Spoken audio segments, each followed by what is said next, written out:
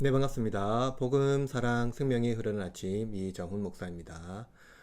날씨가 많이 덥네요.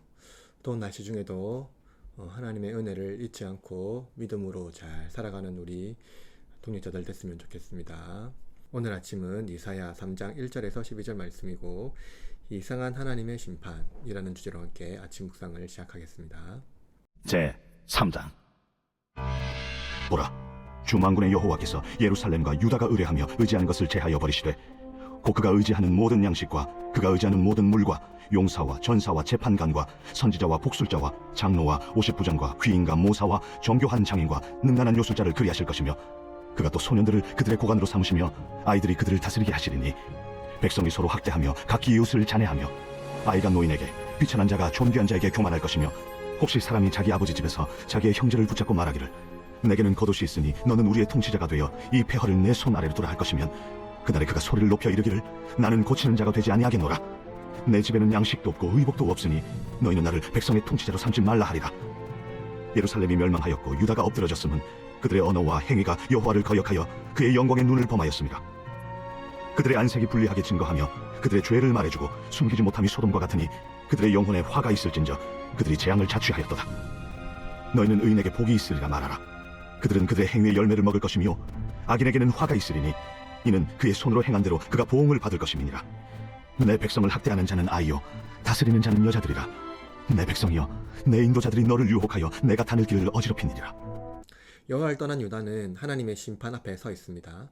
유다는 이방신을 섬기며 그들과 언약을 맺고 사회의 질서와 제도, 문화가 이방이나 되었습니다. 고관들은 뇌물을 따라서 판결을 내렸고 통치자는 백성들을 우상에게 인도합니다. 사회제도와 문화가 우상이 되었습니다. 질서가 없어지고 혼돈의 세계가 되었습니다. 서로 확대하며 분쟁은 심각한 수준에 도달했습니다. 율법이 없어지고 언약이 사라졌습니다. 그들이 의지했던 것이 그들을 멸망하게 한 것입니다. 하나님은 유다가 의뢰하며 의지했던 것을 제하여 버리십니다. 그가 의지했던 제도와 형태, 그리고 높은 자들, 우상 숭배자들을 제거하십니다. 그것들은 유다가 하나님과의 관계에서 멀어지게 하는 것들이기 때문입니다. 그런데 하나님의 심판은 매우 이상합니다. 하나님의 심판은 소년들이 고관이 되고 어린아이가 통치자가 되는 것입니다. 이것은 은유이지요. 실제로 소년과 아이들이 아니라 도덕적 판결과 바른 질서를 실천하지 못하는 어리석은 자가 유다의 지도자가 된다는 것입니다.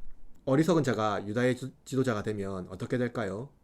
5절에 보면 백성이 서로 학대하며 각기 이웃을 잔해하며 아이가 노인에게 비천한 자가 존귀한 자에게 교만할 것이며, 여러분, 질서가 왜곡되면 무질서가 됩니다. 어리석은 자가 통치하게 되면 서로 사랑과 존귀가 아니라 시기와 질투 그리고 심각한 고통이 세상을 덮칠 것입니다. 윤리적 사회 질서가 무너지고 비윤리적이며 비이상적인 사회가 도래할 것입니다. 백성은 공정한 방식으로 그 나라를 통치할 성숙한 지도자가 아니라 폭력으로 통치하는 어리석은 지도자가 통치를 하게 될 것입니다. 그들의 통치를 받아야 할 것입니다. 백성을 위한 통치자가 아니라 뇌물을 사랑하고 예물을 탐하는 지도자가 백성을 더욱 고통스럽게 만들 것입니다. 백성들의 상황이 매우 심각하게 되었습니다. 이제 유다를 다스릴 만한 사람이 아무도 남지 않았습니다. 의복이 있는 자가 지도자로 추앙받는 것입니다. 너무나 모순적인 상황이 도래한 것이죠. 유다는 지도자가 없어서 길을 잃은 양과 같이 되었습니다. 누구도 유다를 회복하거나 그들을 위하여 애통하는 자가 없습니다. 유다와 예루살렘이 무너지는 이유, 그들이 여호와를 거역하고 그의 영광을 드러내지 못했기 때문입니다. 유다의 언어와 행위는 전혀 하나님의 거룩하심을 드러내지 못하고 이방인화 되었습니다. 범죄한 백성에게 안식이 없습니다. 그들은 불안과 염려스러운 삶을 살아갑니다. 누가 이들을 위하여 통치하고 다스리겠습니까? 누구도 이들을 위하여 통치할 자가 없습니다. 그들을 긍휼히 여기는 자가 없습니다. 백성들은 고난을 받고 고통 중에 살아갑니다. 어리석은 통치자가 그들을 통치하고 혹 유다 중에 유력한 통치자가 생길지라도 통치자의 자리를 거절합니다. 통치자가 없는 유다는 소돔과 고모라가 되었습니다. 온통 그들을 유혹하는 자들이 길거리에 있으며 진리가 사라졌습니다. 음란과 두려움 그리고 우상이 가득한 성읍이 된 것입니다. 모두가 자기 뜻을 위하여 살아가지만 진정으로 하나님의 뜻을 구하는 자들은 없습니다. 아이들이 통치하는 세계에 하나님의 율법으로 통치하는 자가 없고 그 말씀에 순종할 자가 없습니다. 그러나 이들을 불쌍히 여기고 통치할 자가 있습니다. 길 잃은 어린 양을 위하여 그들의 목자가 되신 분이 있지요. 바로 예수님입니다. 그 지혜는 하늘보다 높고 그 영광은 우주를 비출 만큼 광대하고 위대합니다. 율법이 없는 시대, 율법에 순종하지 않는 시대, 지도자가 없는 시대에 그는 아무도 모르게 사라진 율법을 세우며 율법에 순종하지 않는 자들을 위하여 율법에 순종하시며 목자를 잃은 양에게 목자가 되어 주십니다. 그가 오심으로 참된 지도자가 우리 중에 임한 것입니다. 하나님이 우리 중에 하나로 오신 것입니다.